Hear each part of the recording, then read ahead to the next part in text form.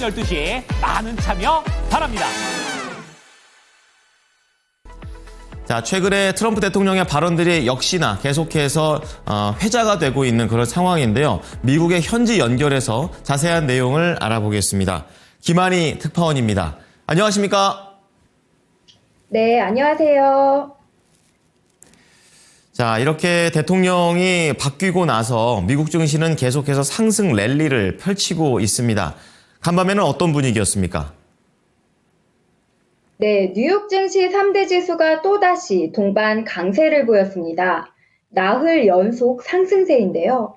도널드 트럼프 미국 대통령이 국제무대 복귀 연설에서 기준금리와 유가가 더 내려가야 한다고 강조하자 금리 인하 기대감이 주가를 뒷받침했습니다. 뉴욕 증권거래소에서 다우존스 30산업평균 지수는 전 거래일 대비 0.92% 올랐고 S&P 500 지수는 0.53%, 나스닥 지수는 0.22% 상승 마감했습니다. 특히 S&P 500은 어제 장중 사상 최고치를 경신한 데 이어 오늘은 마감가 기준으로도 사상 최고치를 기록했습니다. S&P 500이 사상 최고치를 경신한 건 올 들어서는 처음입니다. 최근 상승세를 이어간 기술주는 잠시 숨고르기에 들어갔는데요. 매그니피센트 7 빅테크 종목들은 메타만 빼고 고전하다 막판에 엔비디아와 마이크로소프트, 아마존이 반등했습니다. 애플, 테슬라, 알파벳은 하락했습니다. 테슬라의 경우 사흘을 내리 떨어졌는데 오늘은 0.66% 하락 마감했습니다. AMD, 마이크론, 브로드컴 등 AI 관련주도 전반적인 약세를 보였습니다. 엔비디아가 막판에 소폭 반등에 성공하기는 했지만 대체로 흐름이 나빴는데요. SK하이닉스가 사상 최대 분기 순이익에도 불구하고 향후 전망을 어둡게 본 것이 반도체 종목들을 끌어내렸습니다. 발전소 관련주는 랠리를 펼쳤습니다. 트럼프 대통령이 비상사태 선포로 AI를 위한 발전소 건설 승인 속도를 단축할 것이라고 말했는데 이 같은 발전소에 석탄을 포함한 어떤 에너지원도 사용할 수 있다고 밝히면서 광산주도 상승 흐름을 보였습니다. 트럼프 수혜주가 된 오라클은 스타게이트 특수에 힘입어 오늘도 1% 이상 상승해 사상 최고치를 경신하며 3일 연속 급등세를 이어갔습니다. 오늘 오라클은 1.22% 상승한 186.47달러를 기록했는데 사상 최고치입니다. 전일에도 오라클은 6.75%, 전전일에는 7.17% 각각 급등했었습니다. 이로써 이번 주 들어 오라클은 15% 급등했고 지난 5거래일 기준으로는 18%나 폭등했습니다. 이는 주가가 16% 정도 급등했던 지난 2021년 12월 이후 최고의 한 주를 보내고 있는 셈입니다. 오라클이 급등하는 건 지난 21일 트럼프 대통령이 오라클 오픈 AI, 일본의 소프트뱅크가 참여하는 스타게이트가 AI 펀드를 조성한다고 밝혔기 때문인데요. 스타게이트 호재에 힘입어 오라클이 연일 급등하고 있는 겁니다. 네, 오히려 이제 테슬라보다 오라클이 더 치고 나가는 그런 흐름도 나오고 있습니다. 자, 그렇다면은 이제 트럼프 대통령의 발언 계속 봐야 되는데요. 다보스 포럼에서 여러 가지 얘기들을 나눴습니다. 어떠한 내용들이 나왔습니까? 네, 오늘 시장은 스위스 다보스에서 개최 중인 세계 경제 포럼에 화상으로 참여해 기조연설을 진행한 트럼프 대통령의 이입을 주목했습니다.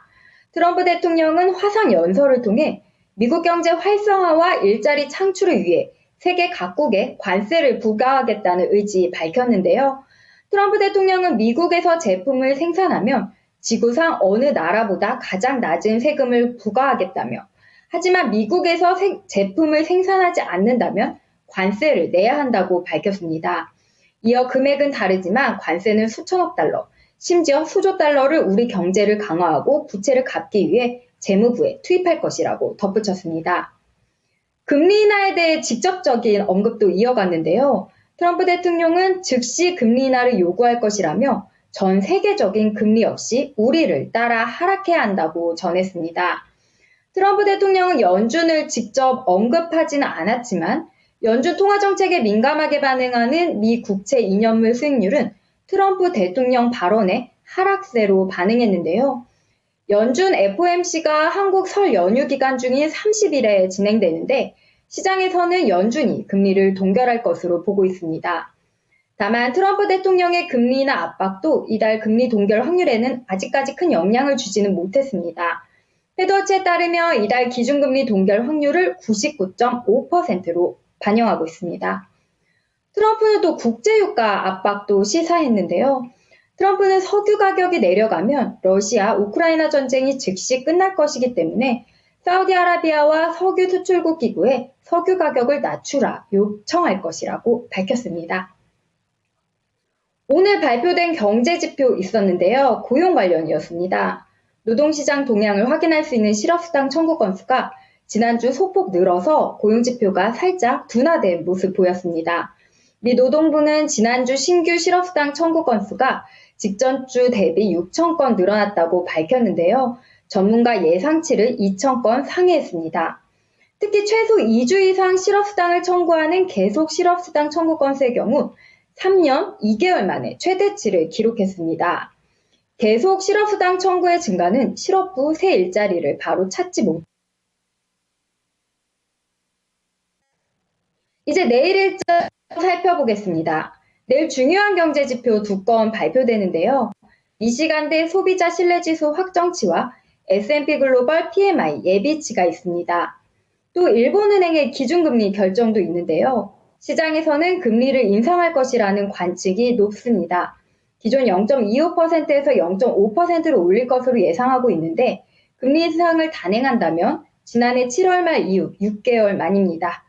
실적 발표도 있습니다. 신용카드사 아메리칸 익스프레스와 통신업체 버라이전 실적 발표가 예정돼 있습니다. 한국은 내일부터 설 연휴 시작될 텐데요. 설 명절 잘 보내시고 새해 복 많이 받으십시오. 네, 특파원께서도 새해 복 많이 받으십시오. 고맙습니다. 네, 지금까지 모닝인 뉴욕이었습니다.